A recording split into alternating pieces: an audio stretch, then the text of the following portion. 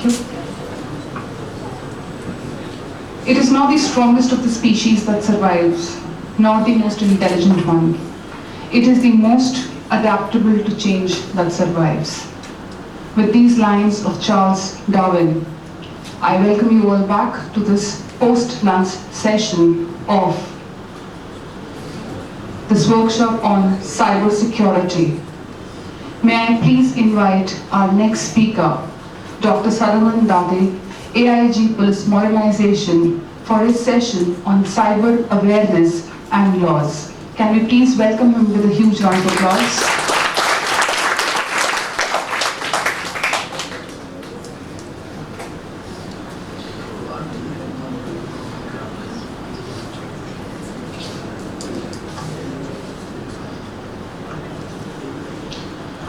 Good morning, everybody.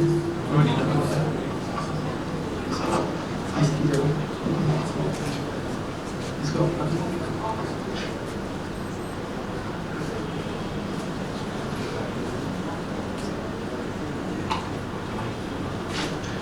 Today, I am going to make a brief presentation regarding challenges to the cyber security are very real, as Professor Joshi sir has already sensitized you in morning session, and need is to understand why and how the cyber security is important to us. As already being explained, internet plays a very important role nowadays. We are becoming dependent on internet, computers for each and every aspects of human activity, business, delivery of essential services, etc. Economics of the advanced nation totally depends on internet. So in a way we are becoming vulnerable to attacks on our internet infrastructure, on our security. Internet and cyber computers has become lifeline of a critical infrastructure. Critical infrastructure, I mean airports, railways, telecommunication, transports, stock exchanges, banking, etc., etc. This critical infrastructure is also vulnerable for the cyber attacks. Earlier wars were fought on lands, air, sea. Now in future wars will be fought in cyberspace, rightly called as a fifth domain. So we have to be aware of the threats, and we will look into what we can do to make ourselves safe. Number of internet users are also increasing. Tech-savvy generation, especially with use of smartphones, internet users has been increasing, and this is very attractive for cyber criminals. This cyber crime is on the rise. The figures are itself evident. Every year, the number of cyber crimes being reported is increasing. Cyber crime has very far-reaching impacts. I had already told you critical infrastructure like telecom, banking, airline, stock exchanges, energy, utility, everything is dependent upon critical infrastructure, and this is also vulnerable. I will just give some two examples of our vulnerability. कुछ दिनों पहले शायद 2011 में T3 airport जो हमारा Indira Gandhi international airport है, somewhere in mid जुलाई और जून, अचानक से जो हमारा पैसेंजर ट्रांसपोर्ट वाला जो चेक इन वाले काउंटर सारे बंद हो गए। किसी को रात को 2:30 पे किसी को पता नहीं लगा कि ये क्या हो गया। अचानक सारा T3 सिस्टम कोलैप्स हो गया। सभी लोग आए जिन्होंने वो सिस्टम बनाया, बाकी सारे लोग, बट नोबडी कुड अंडरस्टैंड कि ऐसे क्या हो गया। बाद में पता लगा कि जो उनका जो सिस्टम है कप्स, जो common use passenger processing system, that was attacked by some mischievous person. जब सीबीआई ने केस रजिस्टर किया और बाद में जब पता लगा, तो ऑलरेडी जोशी सर ने जैसे बताया था कि वो डिसग्रंटल्ड एम्प्लॉय था, पहले एयरपोर्ट अथॉरिटी ऑफ इंडिया में या उनकी इसमें कंपनी में काम करता था, लेकिन उसको किसी कारण वहां से निकाल दिया गया था। जब वो अचानक से जब ये एयरपोर्ट का सारा सिस्टम कोलैप्स हो गया, तब लोगों को पता लगा कि मतलब 12 घंटे तो ये पता करने में लगा कि एग्जैक्टली क्या हुआ, और सभी को इसको मैनुअल मोड में शिफ्ट होना पड़ा। जो अपना पास बनाते हैं, जो पैसेंजर वाला बनाते हैं, तो उसको पूरा रेगुलराइज होने में सारी इंटरनेशनल फ्लाइट्स कम से कम 3 दिन तक डिले हो गई। Huge loss to airlines, infrastructure, something, सभी जगह पे। इसके पीछे जब इन्वेस्टिगेशन हुआ तो वो एम्प्लॉय जो वहां पे अर्लियर काम करता था, उसने बैंगलोर में बैठे बैठे वो सिस्टम को हैक किया। सिस्टम को हैक करके वो सारा सिस्टम कोलैप्स कर गया। इसका मतलब है कि हम लोग आईटी सिक्योरिटी पे इतना ध्यान नहीं देते, हम लोग इतने अवेयर नहीं है। वो तो डिसग्रंटल एम्प्लॉय था, बट यही चीज यदि कोई मतलब as a nation state cyber terrorism के द्वारा करता है तो हम लोग बहुत वल्नरेबल है। एक छोटा सा एग्जांपल है ये इसका एयरपोर्ट का। ये सिस्टम्स जिनको हम स्काडा सिस्टम्स कहते हैं, supervisory control and data acquisition system, मतलब हमारा जितना ऑटोमेशन होते जा रहा है उतना हम लोग वल्नरेबल हो सकते हैं यदि हमने सिक्योरिटी पे ध्यान नहीं दिया। एक दूसरा एग्जांपल मैं देना चाहूंगा कि 2009-10 में ईरान, आपने सुना ही होगा कि ईरान के साइंटिस्ट सारे पूरे वर्ल्ड को डिफाई करके अपना न्यूक्लियर प्रोग्राम आगे बढ़ा रहे थे। तो उसमें दे वर वेरी कॉन्फिडेंट कि हम लोग सभी बिल्कुल बढ़िया से उसको कराएंगे, बट अराउंड 2009 या 2010 में उनको पता लगा कि उनके जो रिएक्टर्स हैं, एटॉमिक रिएक्टर्स, वो अचानक से बंद, मतलब नॉन फंक्शनल हो गए। तो मतलब सारे ईरानियन साइंटिस्ट बहुत ही इसमें फिक्स में थे कि हमारा इतना परफेक्टली फाइन जो प्रोग्राम चल रहा था वो क्यों हो गया। जब उन्होंने कोई एक्सटर्नल एजेंसी हायर की, जब उनको बाद में ये पता लगा कि जो ईरानियन साइंटिस्ट और बाकी साइंटिस्ट जो इंटरनेशनल एटॉमिक एनर्जी के जो भी कॉन्फ्रेंसेस होते हैं, जैसे आज हमारी कॉन्फ्रेंस हुई, सब लोगों को हमें बैग मिला, बैग के साथ हो सकता है हमें पेन ड्राइव मिला, तो सारे साइंटिस्ट को पेन ड्राइव बांटी गई थी जिसमें ईरानियन साइंटिस्ट को भी वो पेन ड्राइव मिली। यूएसए ने और इजराइल ने मिलकर उनके स्पेस स्ट्रक्सनेट का बम उस पेन ड्राइव में डाल दिया था। साइंटिस्ट अपने वापस आए यहाँ पर अपने अपने सिस्टम पे, एटॉमिक रिएक्टर्स पे, उन्होंने उसको अपने लैपटॉप पे, अपने सिस्टम पे लगाया।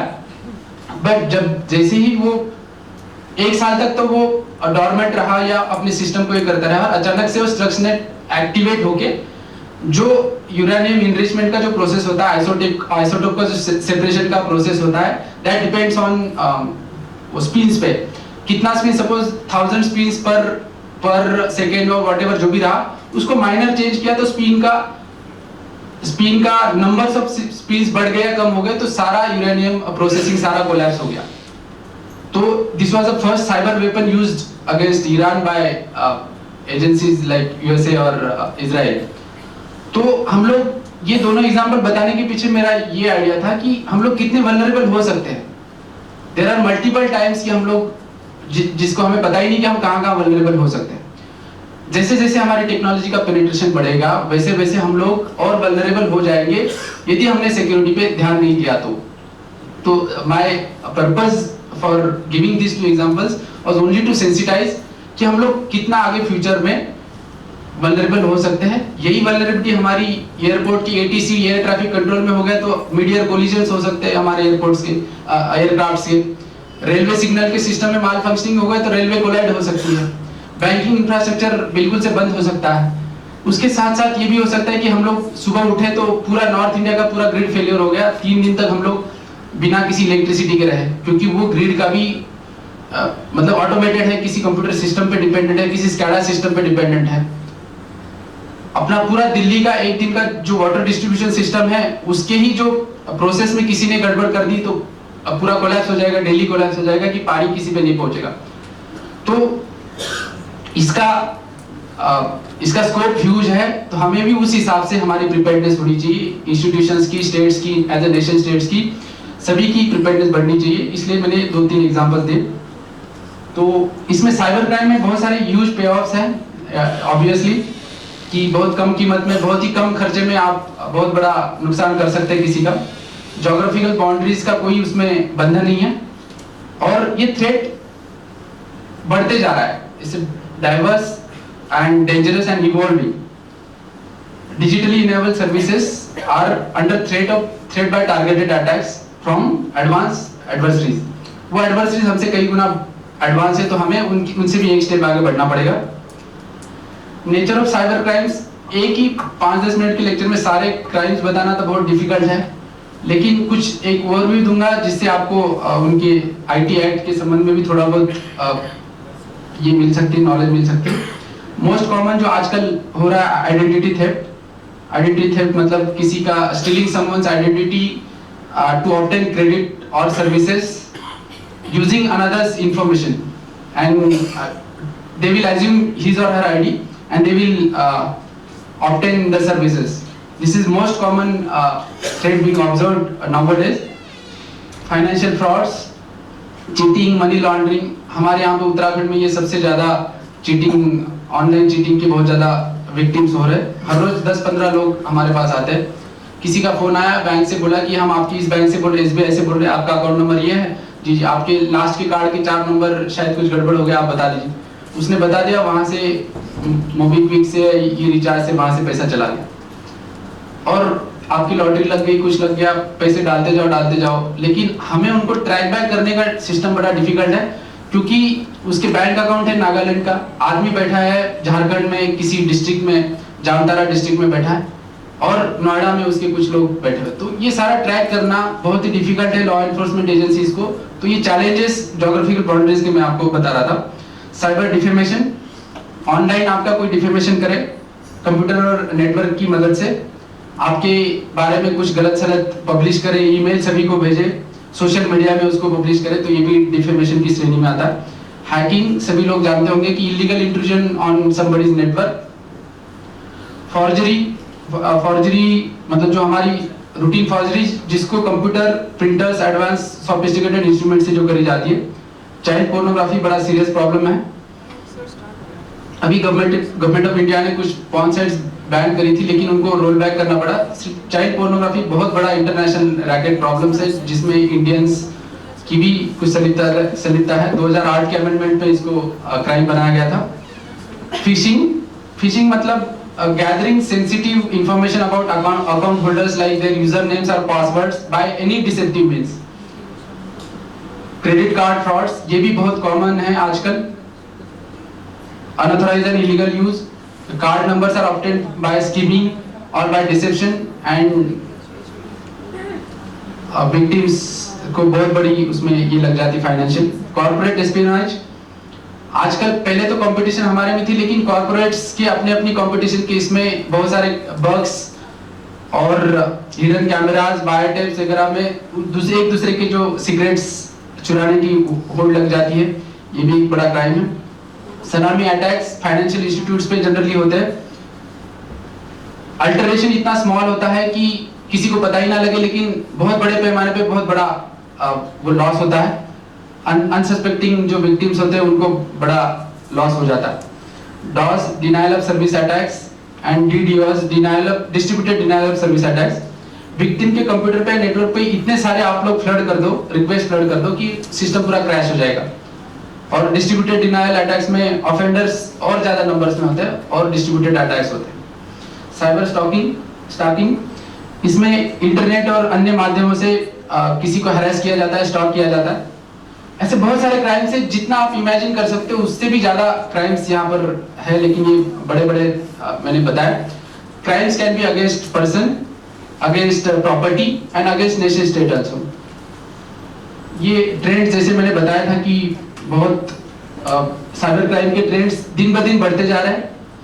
जितना हम लोग टेक्नो सेवी हो रहे हैं उतने हम लोग वल्नरेबल होते जा रहे हैं। अभी सिर्फ पैसे के लिए नहीं है, जैसे मैंने बताया कि espionage, disruption, even government agencies भी इसको यूज कर रही है। Emergence of sophisticated multi vector blended threads, जो भी अटैकर्स है बहुत सोफिस्टिकेटेड टेक्नोलॉजी यूज कर रहे हैं एंड वो हमारे लिए लॉ एनफोर्समेंट एजेंसीज के लिए फ्यूचर में बहुत बड़ा चैलेंज होने वाला है। सोशल मीडिया में आप लोग, बहुत सारे लोग, ऑलमोस्ट सभी लोग सोशल मीडिया यूज करते होंगे, लेकिन सोशल मीडिया में जैसे पहले ही बताया कि मैलिशियस पोस्ट ये करना, मालवेयर उसके थ्रू डिस्ट्रीब्यूट हो सकते हैं। बहुत सारे अपने सिस्टम पे वो आके हमारी सारी इंफॉर्मेशन ले सकते हैं। कम्युनल टेंशन भी सोशल मीडिया के थ्रू बहुत ज्यादा फैल रहे हैं। मोबाइल फोन यूज करने से हम लोग और ज्यादा वल्नरेबल होते जा रहे हैं। मोबाइल फोन्स के जो एप्स हम लोग डाउनलोड करते हैं, सिक्योरिटी का कोई भी ध्यान नहीं रखते। हमारे सारी गतिविधियां कोई भी वहां बैठ के देख सकता है। वाईफाई अटैक्स और wifi, fishing and cloud based attack, cloud technology को यूज करके बहुत सारे हैकर्स अटैकर्स हमें और ज़्यादा वल्नरेबल बना रहे हैं। हैकटिविज्म इज मतलब स्पेशल टाइप का क्राइम है जिसमें कंप्यूटर और नेटवर्क का यूज किया जाता है as a means of protest as their for their political aims. और वही एक्टिविस्ट यदि नेशन स्टेट के द्वारा किया जाता है, सपोज नॉर्थ कोरिया ने किसी के थ्रू किया, पाकिस्तान ने इंडिया के खिलाफ किया, तो उसको साइबर वॉरफेयर कहते हैं। और साइबर टेररिज्म, जैसे कि आप जानते हैं कि साइबर टेररिज्म एक बहुत बड़ा हमारे लिए चैलेंज है। आजकल हम लोग पुलिस इंटरसेप्शन वगैरह सारा करती है, लेकिन जो एडवांस क्रिमिनल्स है उनको पुलिस की सारी टेक्निक्स पता है, they will straight away use all the advance techniques. तो साइबर टेररिज्म 26/11 हो या 9/11 हो या कोई भी अपना पार्लियामेंट के ऊपर अटैक हो, उसमें हर जगह पे साइबर क्राइम इन्वॉल्व है, क्योंकि उन्होंने अपना इंक्लूड किया, अपने पासेस बनाए, अपना सब कुछ किया। तो ये सारे साइबर क्राइम के एग्जांपल्स हैं जिन्होंने टेक्नोलॉजी का यूज करके हमारे ऊपर नेशन स्टेट के ऊपर हमला किया। जैसे स्ट्रक्सनेट का भी वैसे जो बताया था ईरानियन एग्जांपल, वो भी एक एग्जांपल है।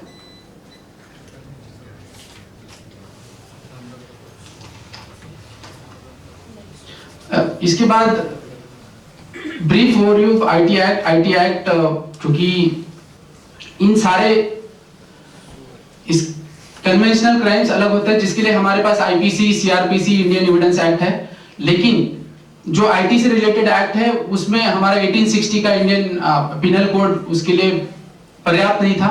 इसके लिए इसकी जरूरत समझी गई कि हमारे पास इंफॉर्मेशन टेक्नोलॉजी रिलेटेड एक्ट हो।